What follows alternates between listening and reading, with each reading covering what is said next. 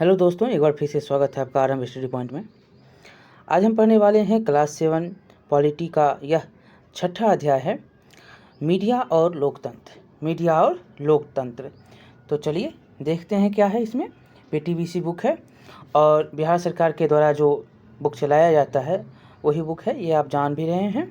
तो चलिए शुरू करते हैं।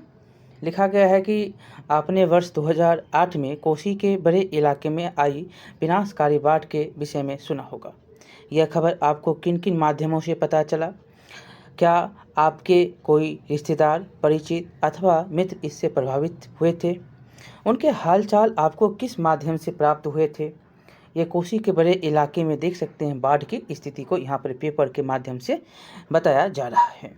यहाँ पर पेड़ पर चढ़े हुए व्यक्ति को देख सकते हैं और घर डूबा हुआ गाय तैर रही है।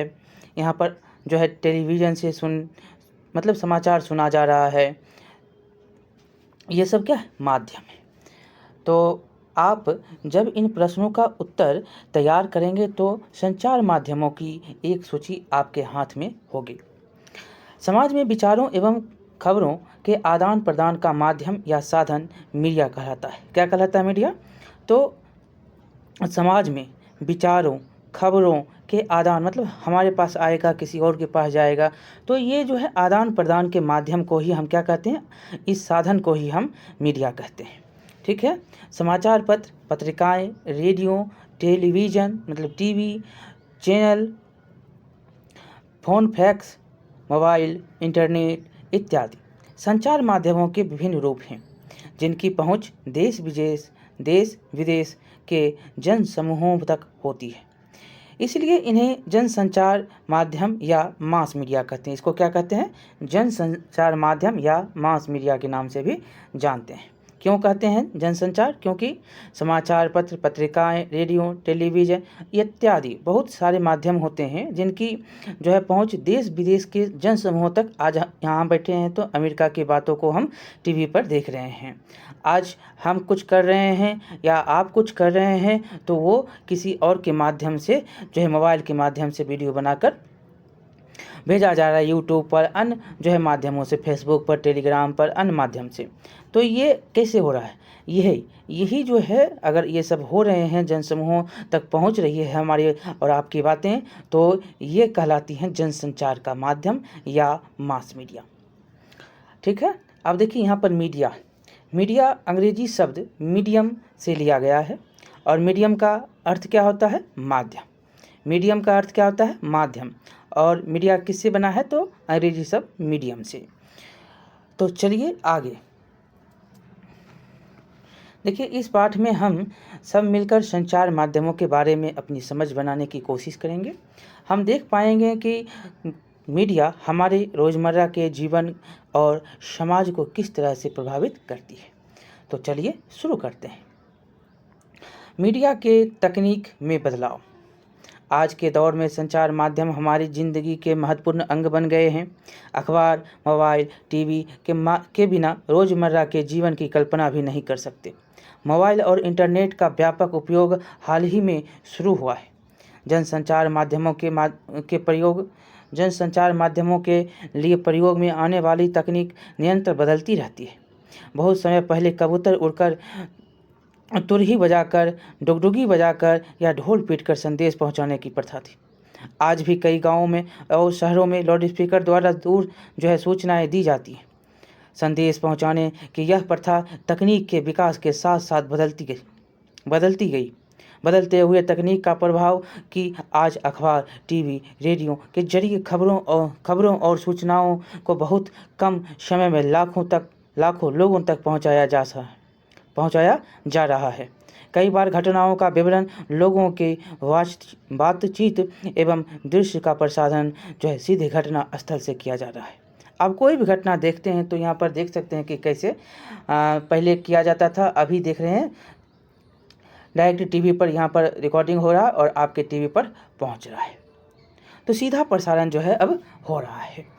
आगे चलेंगे कि कुछ चित्रों के माध्यम से हम देख सकेंगे कि पिछले सालों में जनसंचार माध्यम के प्रयोग में लाई जा रही तकनीक किस प्रकार बदली है और आज किस तरह जो है बदलती जा रही है। ये देख सकते हैं लेटर प्रेस है, ये लेटर प्रेस है। और ये आपको देख रहे अखबार छप रहा है, ये ऑफसेट छपाई है। तो हम संचार माध्यमों की माध्यमों की चर्चा दो रूप में करते हैं। पहला, अखबार पत्र पत्रिकाओं के छपे हुए माध्यम के रूप में, और दूसरा कि टीवी, रेडियो, इंटरनेट आदि प्रचलित माध्यमों को इलेक्ट्रॉनिक माध्यम के रूप में। तकनीक के इस विकास का प्रभाव हमारे अपनी ज़िंदगी और समाज पर भी पड़ता है। ज़रा सोचिए कि टीवी के आने के बाद हमें पूरी दुनिया की जानकारी चित्रों सहित मिलने लगी। हम घर में इस घर बैठे अफ्रीकी जंगलों हम जो है घर में बैठे हुए अफ्रीकी जंगलों में रहने वाले जानवरों को देख सकते हैं। क्या ऐसा नहीं लगता कि पूरी दुनिया मानो सिमटकर हमारे कमरे में समा गई हो?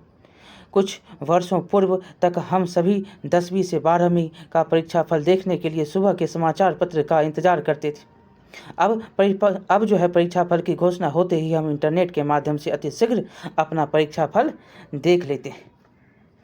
यहाँ पर आप बदलते हुए संचार माध्यम, बदलते हुए मास मीडिया को देखते आप देख रहे हैं कि कैसे बदल रहा है, और यही जो है बदलते हुए युग की पहचान भी है।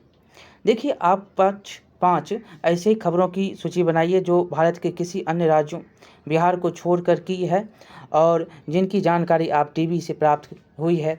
बहुत सी जानकारी हैं, यूपी के हों यूपी के हों जो राम मंदिर बन रहे हैं, या आप महाराष्ट्र के हों, या आप दिल्ली को देख लें, हर जगह उत्तराखंड को देखिए, हर जगह अब टीवी के माध्यम से आप सूचनाएं हर राज्य की प्राप्त करते हैं। दूसरा क्वेश्चन है, ऊपर दिए गए चित्र को देखकर यह बताओ कि मीडिया के तकनीक में क्या बदलाव आए हैं और क्या प्रभाव पड़ा है। मीडिया के तकनीक की बात करें तो बहुत सारे प्रभाव आपको देखने को मिलते हैं। पहले लोग कबूतर का उपयोग, दूसरे लोगों को जगाने के लिए ढोलक का उपयोग, समाचार या किसी गांव की वार्तालापें जो सभाएं होती थी उसके लिए लाउड स्पीकर का उपयोग, अन्य जो है माध्यम होते थे। अभी आप एक मैसेज व्हाट्सएप पर कर देते हैं तो सभी लोग चले आते हैं। आप ट्विटर कर देते हैं तो एक बाहर आ जाती है। आप एक सिर्फ आवाज़ें दे देते हैं तो लोग कहां से कहां चले आते हैं। ये बदलते हुए तकनीक, मीडिया की तकनीक आपके बदलाव, आपके जीवन की एक जो है प्रभावशीलता को दिखलाती है। आप पहले अखबार में देखते थे अपने रिजल्ट को, अब क्या देखते हैं? नहीं, अब 1 मिनट में आपका मार्कशीट आपके मोबाइल में रहता है। ये क्या है? ये बदलता हुआ प्रभाव जो आपके जीवन को क्या करता है? बदल रहा है। चलिए तीसरा नंबर देखेंगे, आपके क्षेत्र में केवल टीवी का उपयोग कब शुरू हुआ, इससे फर्क क्या पड़ा? देखिए, टीवी के क्षेत्र के बाद क्षेत्र का हम जो है बात करें तो हर क्षेत्र में, जैसे शहर में आप अगर रह रहे हैं, मुंबई में रह रहे हैं, दिल्ली में रह रहे हैं, तो टीवी का प्रयोग जो है 70-80 के दशक में 1970-80 के दशक में शुरू हो गया था। उस समय रंगीन टीवी नहीं चलते थे, उस समय सादा टीवी चला करते थे, लेकिन अभी आप देखते हैं एलईडी चलता है। अब छोटे छोटे मोबाइल में आप अनेक प्रकार की फिल्म को देखते हैं। अब ओटीटी प्लेटफॉर्म है, बहुत सारे जो हैं सुविधाएं आपको देखने को मिलती हैं। कब टीवी का प्रयोग हुआ, आप अपने गांव में याद होगा तो हमको तो याद है भाई, गांव में एक टीवी हुआ करते थे। मैच देखने के लिए लोग वहां पर लाइन लगा दिया करते थे, लगता था कि कैसे मेला है। ये मेला के समान मैच देखने के लिए, कोई सिनेमा देखने के लिए इतना भीड़ लगता था। एक गांव में टीवी होता था, एक सिर्फ अपने सब गांव में जो है एक बड़े आदमी होते हैं, आपको पता ही होगा। तो यहाँ पर ऐसे टीवी का जो है प्रयोग शुरू हुआ। चलिए आगे हम चलेंगे, मीडिया द्वारा लोगों में जागरूकता। लिखा गया है कि संचार माध्यम देश विदेश के खबरों के साथ साथ सरकारी नीतियों और कार्यक्रमों को भी हम तक पहुंचाते हैं। कई बार हम देखते हैं कि लोग सरकार द्वारा लिए गए फैसलों का विरोध करते हैं। असहमत होने की स्थिति में नागरिक विरोध के विभिन्न तरीकों का इस्तेमाल करते हैं। इसके तहत संबंधित विभाग के मंत्री को पत्र लिखना, हस्ताक्षर चलाना, अभियान चलाना, जुलूस निकालना, धरना इत्यादि करके सरकार को अपने कार्यक्रमों का पुनः विचार करने का आग्रह करते हैं। अखबार, टीवी, रेडियो में इनके खबरें, रपट एवं विचार विमर्श का प्रसारण होता है। इस प्रकार इन बातों की चर्चा लोगों तक पहुंचती है और यह जनमानस में आम बहस का मुद्दा बन जाता है। विभिन्न राजनीतिक दल इस बात को भली भांति समझते हैं कि जनता के लोकतांत्रिक अधिकारों को वे नज़रअंदाज नहीं कर सकते। इस तरह लोगों की भागीदारी लोकतंत्र को मजबूत करती है। आपने सुना होगा कि 3 कृषि बिल आए, वो लौट गए। क्यों लौट गए? तो किसान के ये सोचा समझा, ये मतलब लगा कि किसान को इसमें मेरी भलाई नहीं है, तो वो धरने पर बैठ गए, सरकार का विरोध करने लगे। सालों भर धरने पर बैठे रहे और सरकार ने अंततः वह कृषि बिल वापस ले ली। सजा यहाँ पर आपको ये समझना है कि कोई भी अगर कोई ऐसा कानून आपके द्वारा सरकार के द्वारा बनाया जाता है, वो अगर जनता के हित में, अगर जनता सोचती है, जनता विचारती है कि ये मेरे हित में वैसा नहीं है, तो वह विरोध करती है, धरना देती है, कैंडल मार्च निकालती है, बहुत सारी व्यवस्थाएं की जाती हैं। जैसे कि यहाँ पर आपने पढ़ा हस्ताक्षर अभियान, पत्र लिखना, जुलूस निकालना, धरना पर बैठना, ये सब होते हैं। ये दृश्य दिखाए गए हैं, ये देख सकते हैं, धरने पर बैठे हुए व्यक्ति जुलूस निकालते हुए। आगे है कि मनरेगा की न्यूज। पटना के समीप एक गांव में मनरेगा कार्यक्रम के तहत मिट्टी कटाई का कार्य किया जा रहा था। इस काम के लिए मजदूरों की जगह बड़ी मशीनों का इस्तेमाल हो रहा था। इस कार्यक्रम में लोगों को रोजगार के अधिक से अधिक मौके दिए जाने पर बल दिया गया है। मशीनों का इस्तेमाल वर्जित है। मशीनों की जगह अधिक से अधिक लोगों को काम दिया जाता है और गांव में रहने वाले लोगों को कम से कम 100 दिनों के रोजगार की गारंटी दी गई है, परंतु यहाँ नियमों की अवहेलना की जा रही थी। मनरेगा क्या है? तो महात्मा गांधी राष्ट्रीय ग्रामीण रोजगार गारंटी अधिनियम 2 अक्टूबर 2009 से इसे पूर्व नरेगा के नाम से जाना जाता था। किस नाम से? नरेगा के नाम से, 2 अक्टूबर 2009 से पहले। उसके बाद इसको मनरेगा कहा गया और इसका पूरा नाम याद रखिएगा, महात्मा गांधी राष्ट्रीय ग्रामीण रोजगार गारंटी अधिनियम। 2 अक्टूबर 2009 से पहले इसको नरेगा के नाम से जाना जाता था। ये देख सकते हैं कि मीडिया कर्मी के द्वारा इस खबर की प्रमुखता से अखबारों एवं न्यूज़ों पर प्रसारित किया गया, जो मशीनों के काम लिए जा रहे थे, जो कि मनरेगा के मजदूरों का काम था। आगे है कि खबरों की जानकारी उच्च अधिकारियों को प्राप्त हुई और गांव पहुंचकर उन्होंने मशीनों से किए जा रहे काम को तुरंत बंद कराने का आदेश दिया। उन्होंने जांच की और पाया कि मजदूरों की जाली उपस्थिति दर्ज कर आवंटित राशि का वापस में बंटवार कर लिया जाता है। जांच अधिकारियों ने दोषियों के खिलाफ कार्रवाई कर मजदूरों को उनका हक दिलाया। लोकतंत्र में हम सभी को बोलने और अपने विचारों को अभिव्यक्त करने का हक है। मीडिया इस बात का उपयोग करती है और इस कारण लाखों लोगों तक अलग अलग विचार एवं खबरें पहुंचाती है। संचार माध्यम सरकारी कार्यक्रमों की उपलब्धियों एवं नाकामियों को जनता तक पहुंचाती है। इस तरह लोगों में सार्वजनिक बातों पर अपने विचार बनाने में मीडिया की प्रमुख भूमिका है। ये सब मीडिया की बातों को आप पहले से भी जानते हैं, हम आपको यहाँ पर थोड़ा डीपली बता रहे हैं। चलिए आगे हम देखेंगे पिछले पन्ने में जो भी आपने पढ़ा है उसके बारे में, कैसे विरोध किया जाता है, कैसे मीडिया उसका संबंध क्या है, और मनरेगा के बारे में है, और क्या कभी मीडिया द्वारा गलत खबरें भी पहुंचाई जाती है।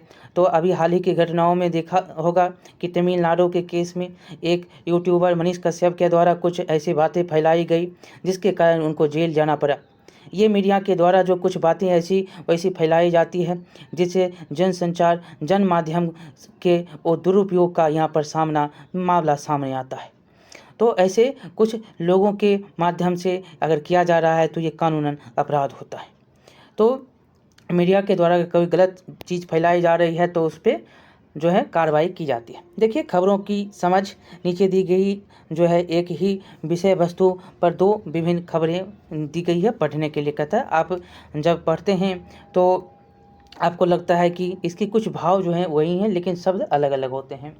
चलिए, लिखा गया है कि झमाझम बारिश से मौसम सुहाना, लोगों को मिली गर्मी से राहत। दूसरा में लिखा गया है कि मानसून पूर्व बारिश से ही खुली नगर निगम की पोल, मतलब वर्षा से पहले ही नगर निगम की पोल खुल गई। रिपोर्ट यहाँ पर है न्यूज़ ऑफ बिहार की रिपोर्ट और यह है बिहार रोजाना की रिपोर्ट। देखेंगे 14 जून 2009 और 14 जून 2009।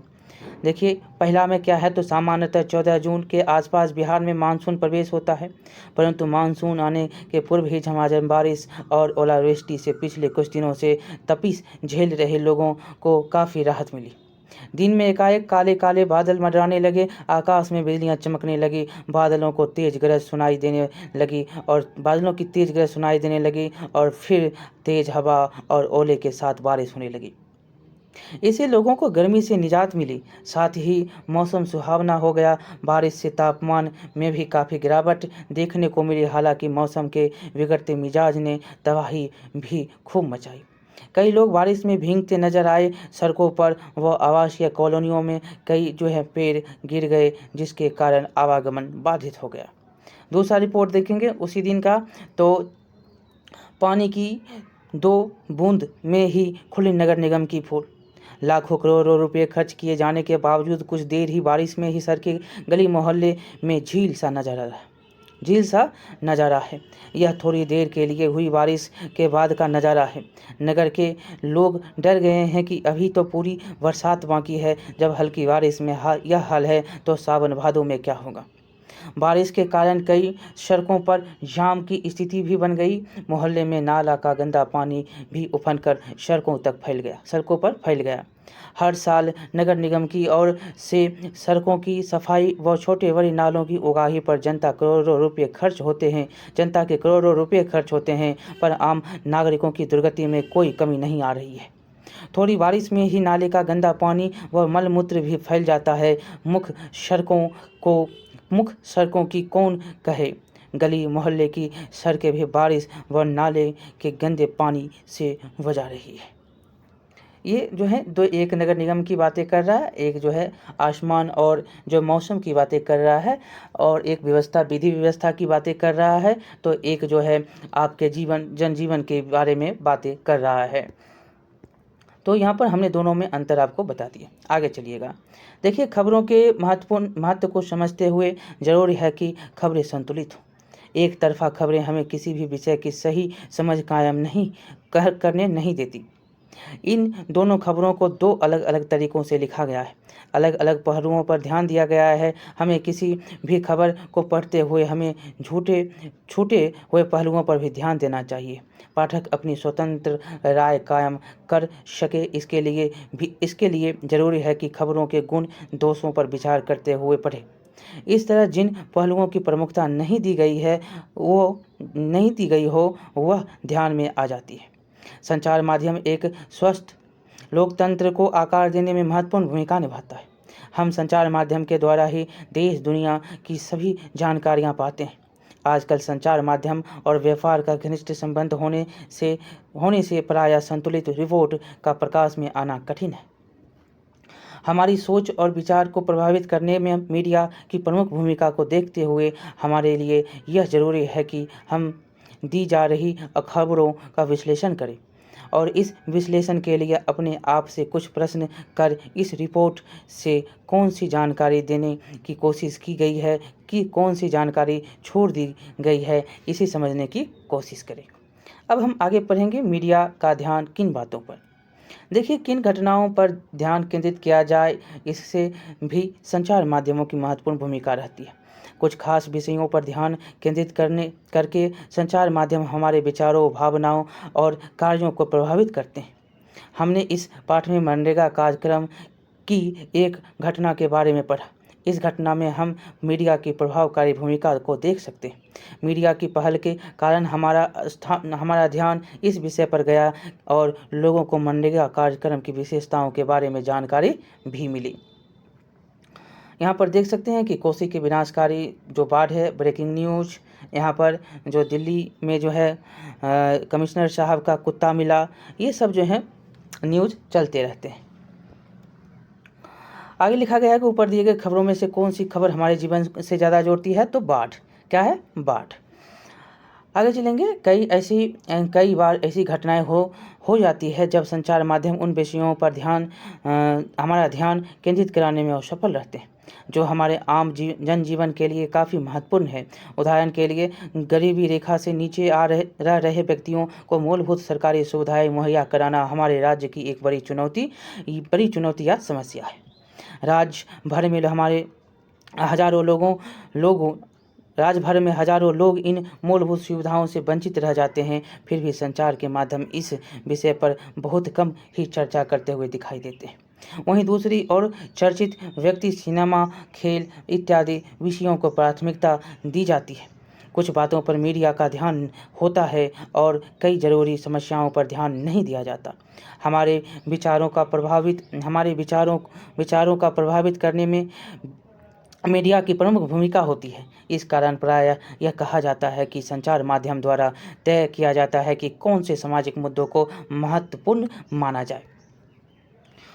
दूसरा है कि प्रमुख संचार माध्यमों की इस भूमिका से असंतुष्ट होकर कुछ लोग वैकल्पिक माध्यमों को तलाशने लगते हैं। ये बात नीचे दिए गए उदाहरणों से हम समझ सकते हैं। पहला है कि ऑल वुमेन न्यूज़ नेटवर्क। ये मुजफ्फरपुर से लगभग 55 किलोमीटर दूर एक जगह दियारा। दिसंबर 2007 में यहाँ की 5 महिलाओं ने एक छोटे वीडियो कैमरे की मदद से आसपास की छोटी छोटी खबरों को गांव के लोगों तक पहुंचाना शुरू किया। ये महिलाएं बिना बिजली और टेलीफोन के लोगों की मूलभूत समस्याओं को सरल भाषा में उन तक पहुँचाती हैं। अभी तो आपको पता है कि यूट्यूब की दुनिया में ना जाने कितने समाचार आपको दिखाए जाते हैं। बहुत ही अब वैसे नहीं समय रहे कि गांव की अब आप समाचार देख लेते हैं। गांव की समस्याओं से अब रूबरू हो जाते हैं। जहां तक बड़े बड़े चैनल वाले नहीं पहुंच सकते, वहां तक अब ये यूट्यूब के जो सोशल मीडिया के लोग हैं वो पहुंच जाते हैं। चलिए आगे देखेंगे। लेकिन गांव से लड़कियों को निकालकर हाथ में कैमरा थमाना आसान ना था। इसके लिए उनके घर के लोगों से बात करनी पड़ी। पत्रकारिता क्या है उन्हें यह समझाने में पत्रकारों व सामाजिक कार्यकर्ताओं को काफ़ी मेहनत करनी पड़ी। जब ये लड़कियां कैमरा, माइक और ट्राइपॉड के साथ खबरें इकट्ठा करने निकले तो इन्हें गांव के कई लोगों की फब्तियां भी सुननी पड़ी। इन सब के बावजूद लगभग 50 मिनट का पहला दृश्य बनकर तैयार हुआ। पहली बार जब इस दृश्य को चाँद के बारी पंचायत हाट में दिखाया गया तो वहाँ के ग्रामीणों के लिए यह आकर्षक की एक नई चीज़ थी। यहाँ पर हमने देखा कि इस पर कोई अन्य चर्चा की जा सकती है जो कि आपके आसपास भी देखने को मिलेंगे। देखिए, अपन समाचार ऑल वुमेन न्यूज़ नेटवर्क नाम से जाना जाता है। एक गांव में शुरू होकर आज यह जिले के करीब 6 प्रखंडों के दर्जनों गांवों की समस्याओं को लोगों तक पहुंचा रहा है। इससे प्रसारित होने वाली खबरें मुख्यतः किसानों के मुद्दों, गांव की समस्याओं, सामाजिक कुरीतियों और गरीबी कल्याणकारी योजनाओं की गड़बड़ी आदि मुद्दों पर सटीक जानकारी देती है। इन खबरों को देखने वाले गांव के ही किसान, दुकानदार, मजदूर, पंचायत के सदस्य, शिक्षक, छात्र छात्राएं एवं आस पड़ोस की ग्रामीण महिलाएं होती हैं। यह प्रसारण निःशुल्क अपने खर्चे पर किया जाता है। ये अपने विचार यहाँ पर लोग रखते हैं और जनसंचार माध्यम से छोटी छोटी पत्रिकाएं का भी चलन आपको देखने को मिलता है। शिक्षक की मदद से चर्चा करें। आप देखते भी होंगे कि अखबार के माध्यम से आप तक पहुँचाई गई खबरें कैसी होती हैं, सटीक होती हैं। देखिए, यहाँ पर इस पाठ में हमने पढ़ने की कोशिश की कि मीडिया क्या है और इसके द्वारा जागरूकता कैसे फैल सकती है और उसके खतरे क्या हैं, खबरों को कैसे समझें एवं मीडिया में प्रसारित खबरों की आलोचना करते हुए कैसे देखें, किन बातों पर मीडिया का ध्यान नहीं रहता है और इसका क्या कारण है, यह भी समझने का प्रयास करें। अगले पाठ में हम मीडिया के और विज्ञापन को हम समझेंगे। ठीक है, तो इससे पहले हम अब क्या करते हैं, चलते हैं। आप लाइक करिएगा, शेयर करिएगा, सब्सक्राइब करिएगा। मिलते हैं फिर अगले वीडियो में जो आपका अगला पाठ होगा। चलिए मिलते हैं अगले वीडियो में। बहुत बहुत धन्यवाद।